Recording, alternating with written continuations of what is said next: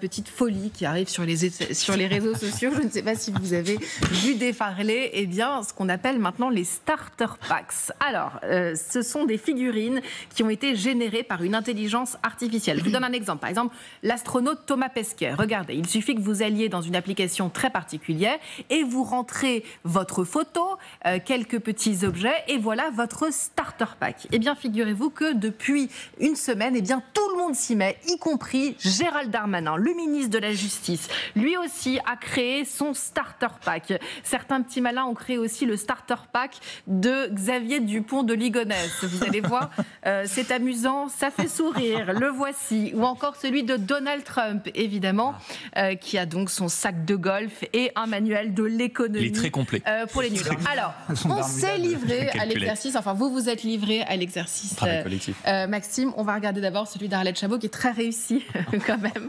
Arlette Chabot. Je ferme les yeux. Voilà. Vous voilà avec des pandas. Alors des pandas, pourquoi Arlette? Parce qu'on comprend bien le bloc-notes TF1 LCI, mais des pandas, Parce que j'aime beaucoup les pandas. Et ben voilà, c'est une réponse comme une autre. Jusqu'à la diplomatie du panda, bien sûr, parce que c'est un élément important de la diplomatie chinoise, voilà.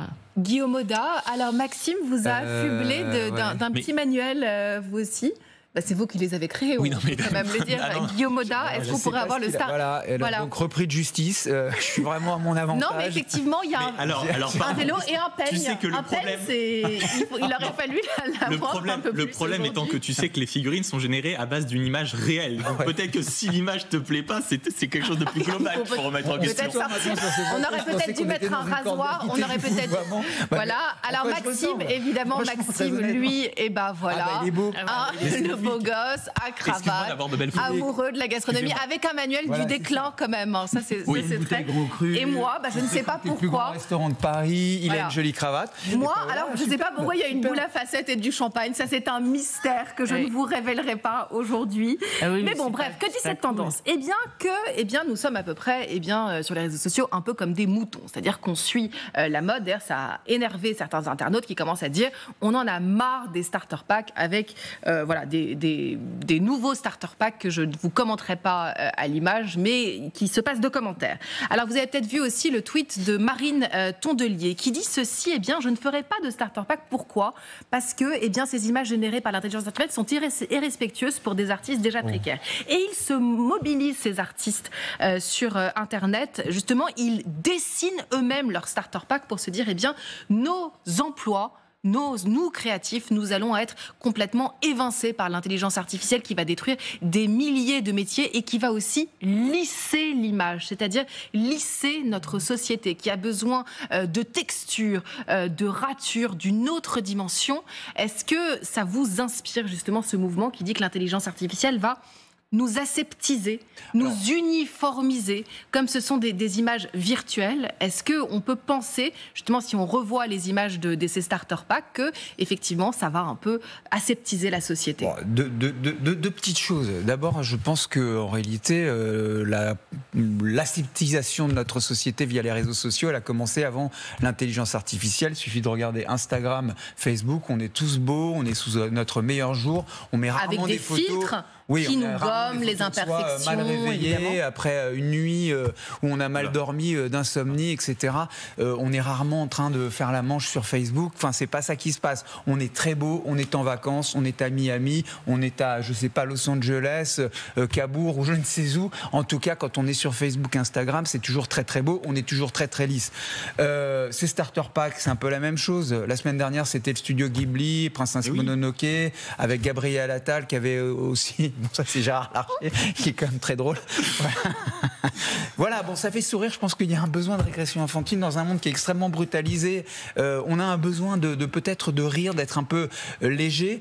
Et vous trouvez ça drôle? Parce que déjà, oui, je trouve ça drôle. Alors, on peut se dire c'est assez amusant, c'est une mode, comme ça, on crée tout son starter pack. Ou alors on peut se dire effectivement l'intelligence artificielle, c'est-à-dire qu'aujourd'hui, on va générer des fausses images qui vont forcément être uniformisées. Est-ce que vous ne pensez pas que ça mérite d'être débattu. Mais d'un mot, justement, vous posiez la question de est-ce que en fait on n'est pas en train de piétiner le droit d'auteur, l'IA. Moi, ce que je constate, c'est que finalement, après tout, des gens ont pris leur crayon, ont vu l'intelligence artificielle faire des starter packs et se sont mis à dessiner. Donc, si ça stimule à un moment donné ça stimule la créativité des autres. La créativité, finalement, c'est peut-être une bonne chose.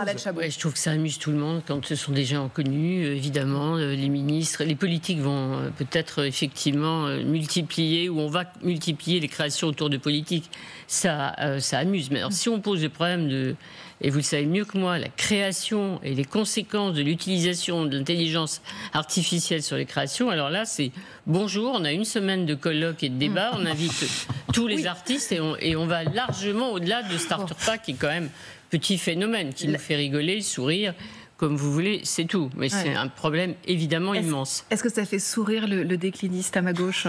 Non, pas du tout décliniste, parce que c'est le manuel but 3, 4 qui est sur manuel. Voilà. Oui, c'est ça. Voilà, c'est le 3. Mais je veux dire, ça fait partie des réseaux sociaux d'avoir des tendances assez régulières, et la semaine prochaine, si vous voulez, elle sera totalement oubliée. Le but étant maintenant dans les artistes, je pense que ce sont des outils, ça ne remplacera jamais une part statistique. Je pense qu'on utilise tous ici parfois l'intelligence artificielle à droite et à gauche. Je pense que ce n'est pas du tout le sujet. Ça permet de gagner en rapidité, mais ça ne sera jamais aussi travaillé qu'un véritable artiste, un véritable créateur, un véritable dessinateur, un véritable graphiste. Donc le débat, si vous voulez, je comprends l'inquiétude, notamment quand l'intelligence artificielle peut aller, quand il y a des questions de droit d'auteur, de création, mais je crois que ce débat, si vous voulez, sur l'idée que ça remplace à un moment quelque chose, non, parce que précisément ça doit être rapide, ça doit être éphémère, ça doit faire marrer tout le monde, c'est quelque chose que vous faites, vous voyez, le temps d'une soirée ou d'une insomnie, ça n'a pas tendance à devenir le nouvel impressionnisme mondial, vous voyez ce que je veux dire. Donc il faut quand même un peu relativiser. Non, mais ce qui est vrai, je veux dire, si on a une tendance chaque semaine, vous voyez, c'est pas ce qui va permettre à des artistes